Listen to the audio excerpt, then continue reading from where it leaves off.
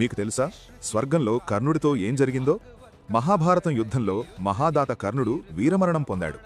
కర్ణుడి ప్రాణాలు విడిచిన క్షణంలో యమధర్మరాజు స్వయంగా ఆత్మను తీసుకెళ్లేందుకు వచ్చాడు. అప్పుడే ఆకాశం నుంచి సూర్యదేవుడు, ఇంద్రదేవుడు ప్రత్యక్షమై కర్ణుడు దానం, ధర్మం కోసం జీవించాడని నేరుగా స్వర్గానికి తీసుకెళ్లమన్నారు. యమధర్మరాజు అంగీకరించడంతో కర్ణుడి ఆత్మ స్వర్గలోకానికి చేరుకుంది. కాని స్వర్గంలో అతనికి కనిపించింది బంగారం, రత్నాలు, ఆభరణాలే. ఆహారం మాత్రం ఎక్కడా లేదు. అప్పుడు కర్ణుడు ఇంద్రుణ్ణి అడిగాడు, నేను జీవితాంతం దానం చేశాను, ఇక్కడ నాకు ఆహారం ఎందుకు లేదు? ఇంద్రుడు సమాధానమిచ్చాడు, కర్ణా, నీవు బంగారం, ధనం దానం చేశావు, కాని అన్నదానం చేయలేదు. అందుకే స్వర్గంలో నీకు ఆహారం లేదు. తన తప్పును గ్రహించిన కర్ణుడు భూమికి తిరిగి వెళ్లేందుకు ఒక్కసారి అవకాశమివ్వమని ప్రార్థించాడు. ఇంద్రుడు అతనికి కేవలం 14 రోజులు మాత్రమే అనుమతిచ్చాడు. అందుకే పితృపక్షంలో శ్రాద్ధం, అన్నదానం చేస్తారు. ఏ ఆత్మ కూడా ఆకలితో ఉండకూడదనే ఈ కథ సారాంశం. కమెంట్లో రాయండి, జై సనాతన్. మీరు మా ఛానల్ని సబ్స్క్రైబ్ చేసుకోండి.